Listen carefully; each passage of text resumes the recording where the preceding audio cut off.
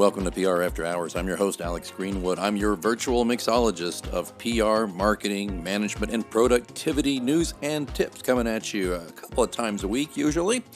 This week in the lounge, a few tips on coronavirus. I'll be right back after these messages.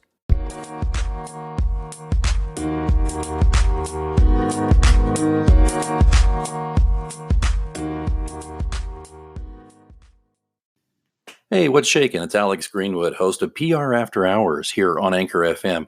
You know, I've been podcasting off and on since 2006, and I've got to tell you something. Back in the old days when it was all stone knives and bear skins and a string and Dixie cups, podcasting was a real challenge.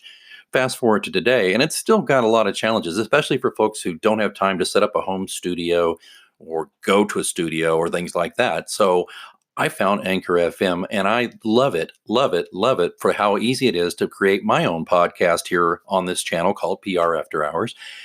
I love how you can put everything together so simply right from your desktop or your phone.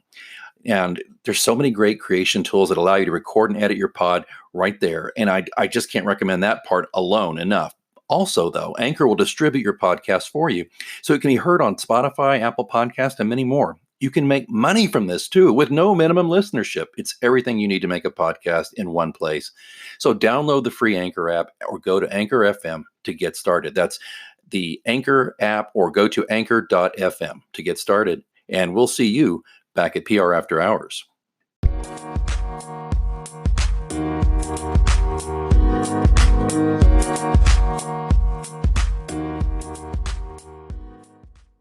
As a business, an organization, or someone just interested in communicating effectively and ethically and factually, there's some great tips we should consider. I found a wonderful article online on this by Nicole Schumann. There will be a link, of course, in the show notes for this. 5 ways PR pros can deal with coronavirus fallout. I want to touch on a couple of these and give you my take as well. The main thing is that there is a glut of information out there, and the main concern that PR pros should have and people in business should have about sharing information about it is to remember that, as the article says, the CDC should be the place you point people. And it's really not our job. Let's say you run a hotel or a yoga studio or an insurance company, maybe an insurance company a little more if it's health insurance, I don't know. But the CDC should be the one providing the information. You should not be taking that burden upon you. Instead, you should try to share information as openly as possible that is helpful, that basically works within the lane you're in. So if you're a yoga studio or a doggy daycare, don't pretend that you know every symptom and health factoid regarding the virus. The job of the CDC is to let people know symptomatic information and how to deal with treatment. Think about your audience. If you are that yoga studio, send out an email regarding cleanliness at the gym and to stay home from classes if you are sick. Don't try to explain how surgical masks work or determine how healthy one must be to attend a class. Stick to the basics and let your users know you are thinking about their well-being. That is a great tip. I think that might also help you a little bit if you've got a bit of a log jam, if you're concerned about, oh my gosh, I know we should say something to our customers about this, but what? And then you're faced with this voluminous information online, and you've got a lot of headlines that are frankly designed for clickbait and scare people, and that's definitely something you don't want to do, is scare people. Another great tip here, don't lie. I say this all the time. I always say this to clients in crisis situations. I always say, be transparent, which is a nice way of saying don't lie, And I also always say, stay human. Well, savvy consumers can see right through any sort of forced positivity. So, for example, if you're in the travel industry, as the article says, yes, traveling is fun. Yes, cruises are fun, right?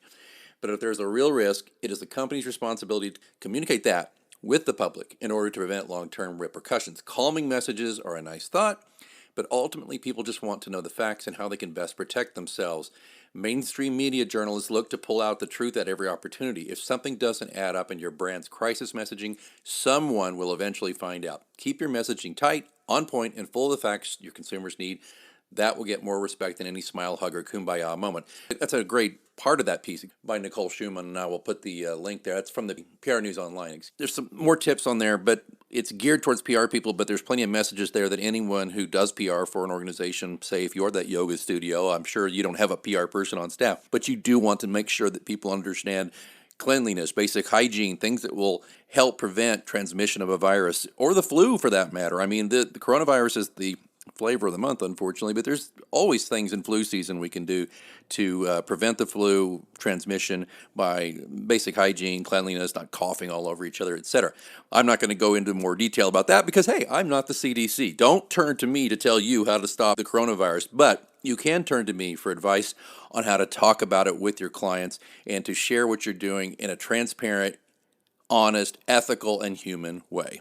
Okay, there's plenty of information on our website that goes into more depth with the kind of thing, alexgpr.com. Also, we are always looking for people to sponsor the show. If you have a company you would like to sponsor us, get in touch with me through this website, prafterhours.com, and I can talk to you about reaching my audience with some very affordable rates. One last thing I want to make sure you understand, and understand that you are welcome to do.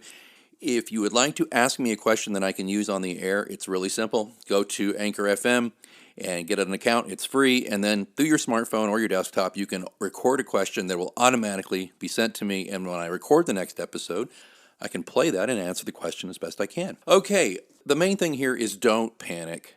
Prepare. What will be, will be. However, the size of a mess that may hit your brand or organization due to how you handle communications is really up to you. If you do a really good, tight job, honest, transparent, human, ethical, you shouldn't have any big problems with the messaging that you're issuing about this or any other crisis. Please make sure you check out my website, alexgpr.com, for more tips. And of course, if you need to work on a crisis comm plan, I'm the guy to help you do it. You can also reach me through that website. All right, it's time to get out of here, wash our hands, and get home and try to avoid the news about the virus for a few hours. Talk to you next time. I'm Alex Greenwood. This is PR After Hours.